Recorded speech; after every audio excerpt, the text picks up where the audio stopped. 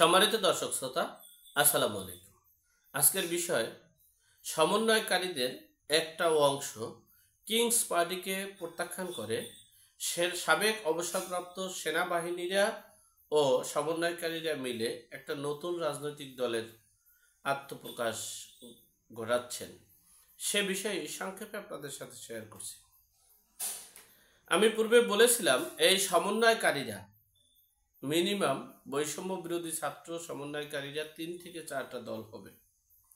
তখন অনেকে আমার এই ওপেন প্ল্যাটফর্মে অনেক রকমের বকাঝকা অনেক কিছুই বলছেন। তবে আমরা চেয়েছিলাম একটা নতুন একটা তরুণ সমাজের আধুনিক ডিজিটাল যুগের আধুনিকতার ছোঁয়া নিয়ে একটা রাজনৈতিক দল গঠন হবে। কিন্তু দুঃখের বিষয়, তারা সমকামিতা এবং তারা উগ্রপন্থী মব তৌহিদি জনতা নিয়ে একটা রাজনৈতিক দল করেছে। সেখানে যারা আহত হয়েছেন, যারা নিহত হয়েছেন, তাদের পরিবার থেকে কাউকে এখানে এই কিংস পার্টিতে জায়গা পায়নি। বিদেই তারা মনে একটু ক্ষুব্ধ, প্লাস এই প্রাইভেট বিশ্ববিদ্যালয় মাদ্রাসার ছাত্রছাত্রীরাও, এই সমন্বয়কারীরাও সেখানে জায়গা পায়নি। বিদেই তাদের এই জাতীয় নাগরিক পার্টিকে প্রত্যাখ্যান করে সেনাবাহিনীর সাবেক অবসরপ্রাপ্ত ব্রিগেডিয়ার জেনারেল এই শামীম কামালের নেতৃত্বে সকল অবসরপ্রাপ্ত সেনাবাহিনী ও সমন্বয়কারীদের নিয়ে একটি রাজনৈতিক দল ঘোষণা করেছে, যেখানে তারা সঠিক নেতৃত্ব নিয়ে আসবে। তাদের এই অবসরপ্রাপ্ত এই সেনাবাহিনী প্রায় 7,000 আছেন এবং সদস্য সহ আছেন 7.5 লাখ। এই 7.5 লাখ এই সেনাবাহিনী এমনকি সমন্বয়কারী বৈষম্য বিরোধী ছাত্রদের নিয়ে এই রাজনৈতিক দল গঠন করবে।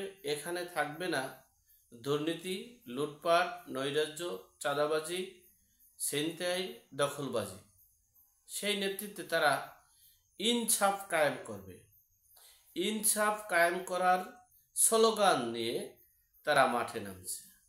তারা বলতে চাচ্ছে যে বর্তমান প্রেক্ষাপটে যে রাজনৈতিক দলগুলো এখন এই তৈরি হয়েছে, গঠন হয়েছে, তারা শুধু জানে লুটপাট, নৈরাজ্য, দখলবাজি, সন্ত্রাসী এবং চাঁদাবাজি।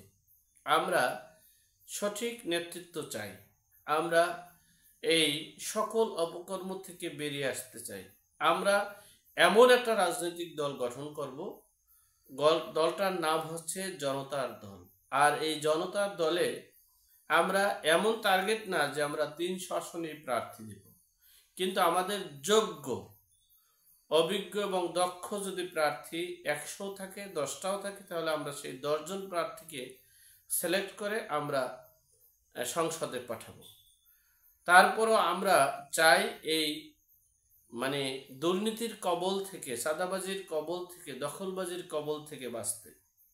সেই প্রত্যাশায়, ইনসাফ কায়েমের প্রত্যাশায় এই সেনাবাহিনী ব্রিগেডিয়ার জেনারেল শামীম কামালের নেতৃত্বে এই রাজনৈতিক দলের আত্মপ্রকাশ ঘটছে। এখন দেখার বিষয়ে কিংস পার্টি এখন পার্ট হলো 3টা। এখন আপাতত পার্ট পাওয়া যাচ্ছে 3টা। শিবির নেতা এই 2 জন আছেন, রাফি, তার নেতৃত্বে একটা রাজনৈতিক দল হবে। আর সেনাবাহিনীর অবসরপ্রাপ্ত ব্রিগেডিয়ার জেনারেল এই শামীম কামালের নেতৃত্বে একটা রাজনৈতিক দল। আর পূর্বেই আমরা নাহিদ ইসলামের, অর্থাৎ এই নাহিদ ইসলামের দলটা হচ্ছে ডক্টর মোহাম্মদ ইউনূসের দল। সমন্বয়কারী বৈষম্য বিরোধী সমন্বয় ইনসাফ কায়েমের দল হচ্ছে ব্রিগেডিয়ার জেনারেল এই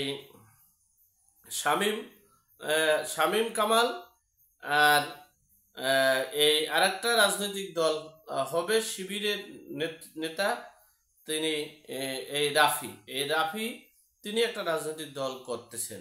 এই মোট 3টে আপাতত আমরা পেয়েছি, হয়তোবা আরও একটা হওয়ার সম্ভাবনা থাকতে পারে। যাই হোক, সর্বোপরি কথা হচ্ছে এখন দেখার বিষয় যে ডক্টর মোহাম্মদ ইউনূসের রাজনৈতিক দলটা কত দূর করবে এবং অবহেলিত, বঞ্চিত এবং দুর্নীতি থেকে দূরে থাকা সমন্বয়কারী বৈষম্য বিরোধী ছাত্ররা মিলে যে লেফটেন্যান্ট জেনারেল এই শামীম কামালের নেতৃত্বে যে রাজনৈতিক দলটা হবে সেখানে কতটুকু সফল হবে সেদিকেই আমরা দৃষ্টি রাখছি।